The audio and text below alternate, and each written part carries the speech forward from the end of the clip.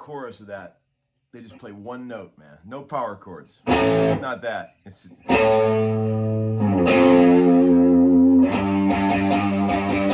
Hey guys, hello class. Little Tommy dropping his pick. But I got more. Man, that's the kind of shit I'm looking for on records. Like wisdom, amazing ideas that, you know, they're only thought of by people that are like musical geniuses that have amazing production record ideas, you know? Like that guitar riff, Bringing on the Heartbreak, Def Leppard from 100 years ago.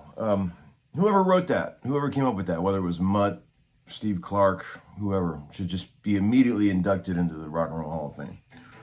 I mean, that's just amazing shit. But it's like, I've got a few questions in the old VCB, but I really want to talk about that thing, the wisdom in records, right? You know, like, I had a little party over here at the house the other day. My buddy Dave Pahanish came over, and Gaetano and a couple other people, and we were listening to an old Stones record. It's Only Rock and Roll on vinyl, and David was just sitting there trying to talk to us, and I could tell his brain was stuck on that record, you know. And he goes, man, it's just that record just sounds so good. Can I just go turn it up? And so we went over to the vinyl and turned it up. And he's talking about that drum riff on the chorus of, you know, I know it's only rock and roll, but I like it. You know how Charlie does that thing where he does a skip beat, you know, I know, Gaga, it's only rock and... He doesn't play like straight 2 and 4 backbeats, you know. And it's just so damn cool, you know, that he jumbles it up like that. And like when I was a kid, I remember being in a band. How you doing? Number one dad cup, right there. I remember being in a band when I was a kid, and we played It's Only Rock and Roll, and I wanted to straighten out those backbeats on the chorus because it bugged me when I was young that it wasn't just I know it's only rock, you know. But like now as a grown man, when I hear that, that's what's cool about it, you know. It's like music is a lot like fine foods in a sense, you know. It takes a while to develop a taste for it, you know.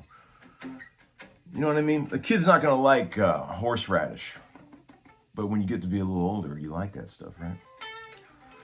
But anyway, how you guys doing? It's Homeschooling Volume 103. I've been pretty busy lately. I've had a crazy run. It's like 2005 again for me.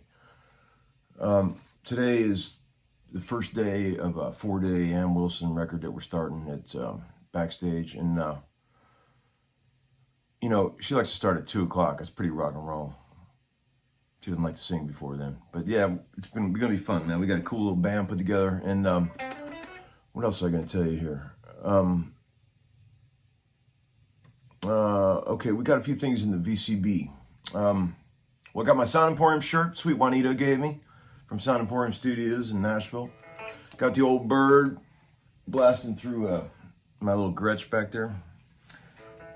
And I got a few things in the VCB. Let's see. Hey, Tom, how do you tell the difference between what you want to play and what you should play? Okay, that's funny. That came in an email.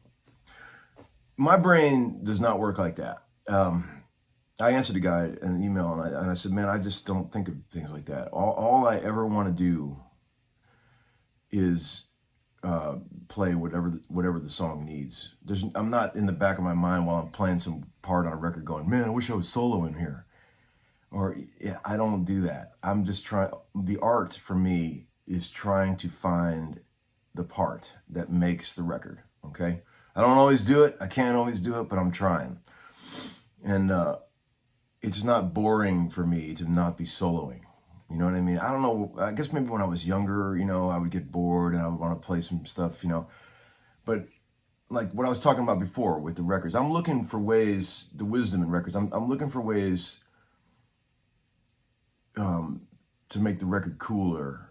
And sometimes that's playing nothing. Something like we talked about in some old episodes. I'm always looking for production ideas that can help the record be cool, right? Little things that only happen once in the song, you know. A little spot somewhere in the song to really add some cool production, you know, like the Beatles would play a pretty much straight rock and roll track, a band track all the way through. and then they would pick like 1 or 2 spots in the song to do some heavy production on, like a real heavy vocal arrangement or some kind of really cool idea. And when that moment happens, it's so special, right? And that's what I'm always looking for, like little things like that. And I'm not thinking about what I wish I was playing. What I want to be playing is what's right for the record, you know? I suppose there are certain times when I'm playing a song where I wish the chords were different, you know? Like some of these sort of banal chord progressions that people come up with that I play on some records, you know, it's pretty unimaginative. And I wish that sometimes the chords were a little cooler, but you can't just go changing somebody's chords in their song. You know, they're used to hearing it that way. You know, I might suggest the occasional, hey, what if we try this chord here, you know, but most of the time it's you got to keep pretty cool with that. You can't be like changing people's chords, you know. It throws them for a loop. They don't like that. Unless they're a little more adventurous writers. Sometimes more adventurous writers open towards suggestions like that, you know. Okay, another one. Let's see. Hey, Tom, would love some lessons or licks on connecting major and minor pentatonic scales, both in major and minor key. Pretty please. Again, I do not think like that. I don't even, that doesn't even register in my mind. I have no idea how to answer that question, or that is not how I approach guitar playing. I approach guitar playing like hearing licks in my head and fishing them out, right? You know, like,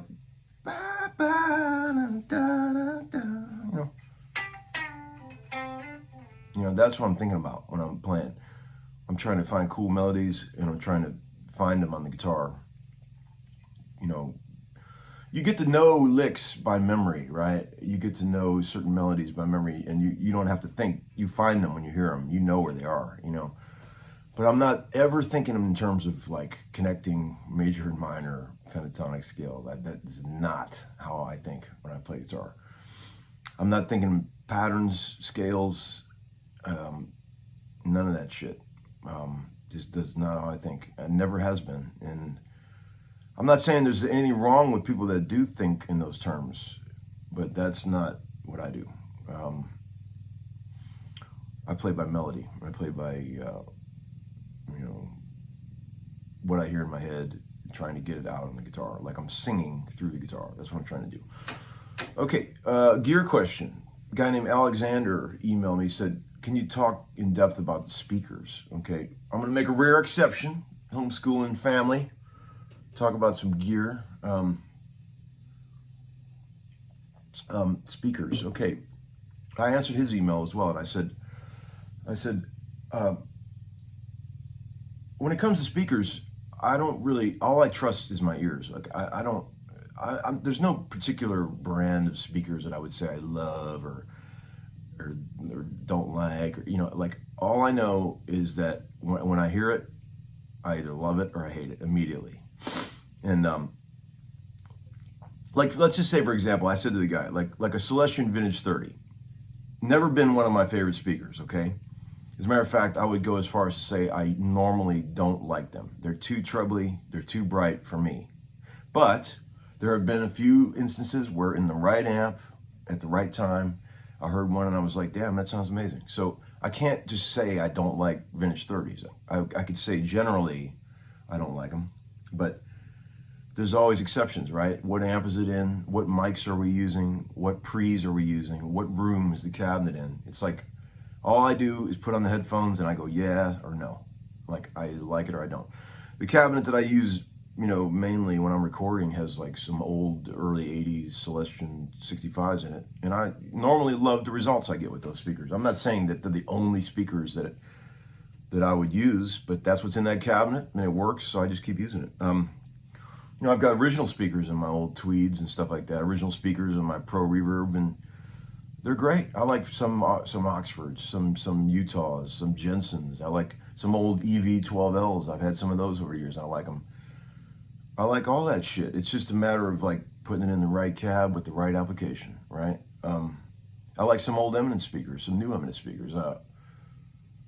You know, I even like those Jensens that they put in the new 65 Deluxe reissues. That's a good speaker.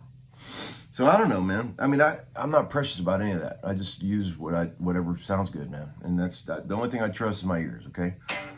Same thing with pickups and all that shit. I don't think there's any rules. You can't just say, I do like this, I don't like that.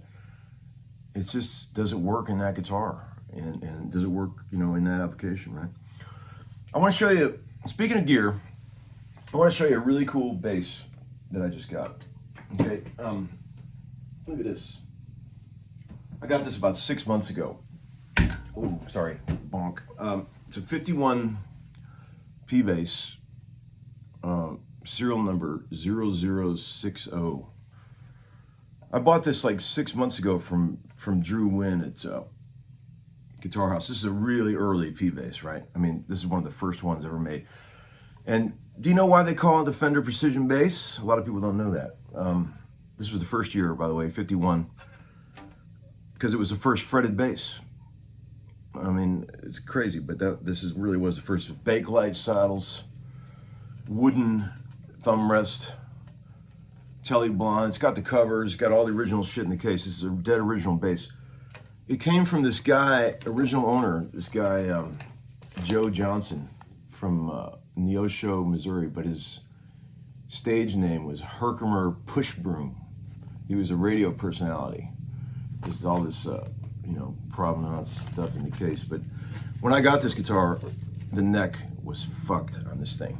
The massive ski jump up here, and I almost sent it back because I didn't know if it was savable. But I took it to Greg Voros at Groons, and I had him look at it, and he said, man, I think I could save that neck and not have to refinish the board, which would be a terrible thing to do on this, because look how finished, look at that finish on the board, how cool that is. So I just got it back from him, and he did an amazing job. This thing plays amazing, all the way up the neck, flat wounds. But what he had to do to save the space, he said it was one of the 3 hardest fret jobs he's ever done in his life. The guy's a master, genius. He had to use compound fret tang sizes.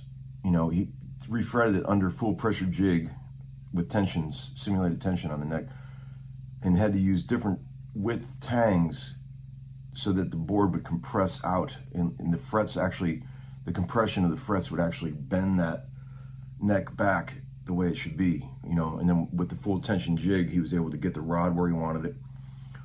Man, he said it was a pain in the ass, but he got it, and it turned out amazing. And when I played it for the first time, I was just like, damn, dude. So good. Cool old bass, man. Real piece of history. I love stuff like this, man. It's got a homemade case that the guy made, and the hat that he wore on his radio show. It's all in the case, and it's really cool. Original covers. Cool bass, and it smells cool. Okay. Anyway, there you go, guys. I'm getting a little long here. 14 minutes. All right. See you later, okay? Bye. Stand still.